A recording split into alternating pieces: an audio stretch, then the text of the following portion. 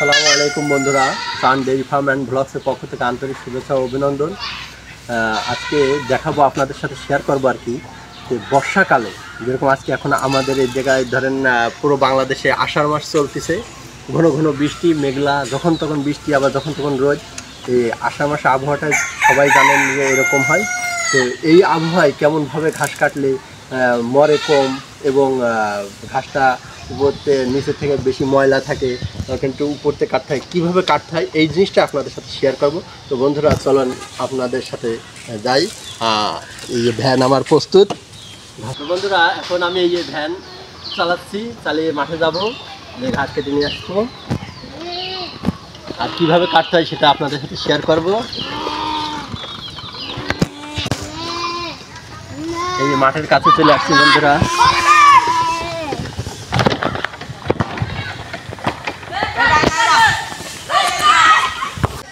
তো বন্ধুরা আমি এখন এটা ভ্যান রাখেছি আর এখন আমি ঘাসের প্লটে চলে আসছি, ঘাসের ক্ষেত আর কি।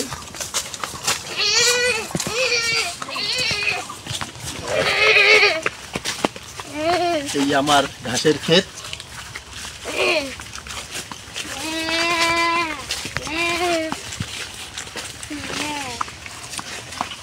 এই যে বন্ধুরা আপনাদের সাথে আমি শেয়ার করব এই জিনিসটা। আমি কালকে এই জায়গাতে ঘাস কেটে নিয়ে গেছি, দেখুন কতখানি উপর থেকে ঘাস কাটিছি।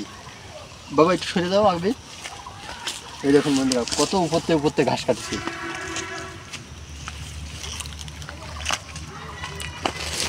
এই আজকে আবার কাটবো, আপনাদের সেটাই দেখাবো যে কীভাবে কাটতে হয় বর্ষাকালে।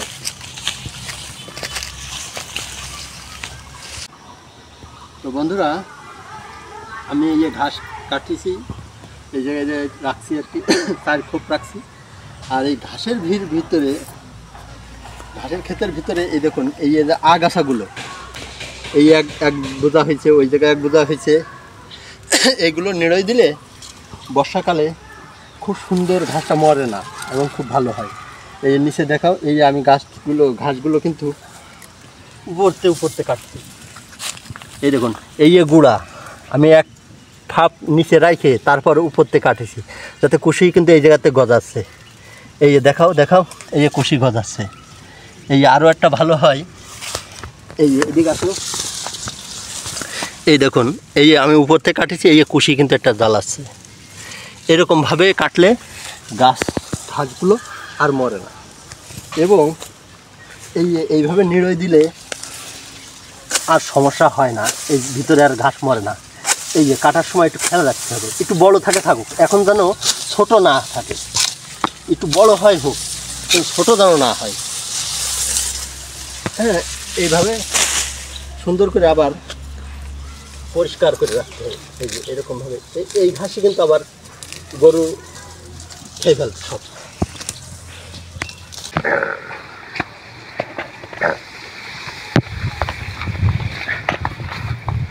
এই যে বন্ধুরা এই কাজটা এত সহজ না, দেখুন ঘাস সব বের করে আবার ধুয়ে ফেলে রাখতে হবে।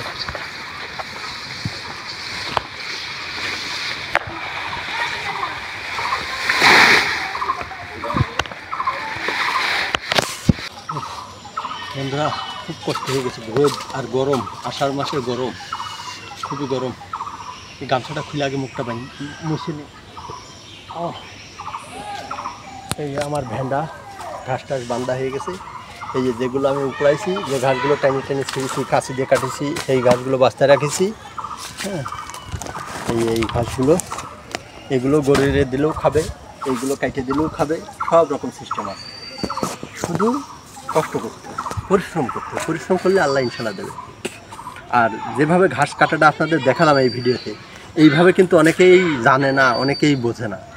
আমি জাস্ট এই ইনফরমেশনটি দেওয়ার চেষ্টা করেছি যে বর্ষাকালে অনেকেই ঘাস মরে যায়, একটু গুঁড়া বাঁধতে দিলে আগের থেকে, এই গুঁড়াটা বাঁধতে হবে। আমি আগের ভিডিও দিয়েছি যে গুঁড়া কীভাবে বাঁধতে হয়, গুঁড়াটা সুন্দর করে বাঁধতে দিয়েছি। দেওয়ার পরে এখন ধরেন বৃষ্টি হলেও পানি চলে যায়।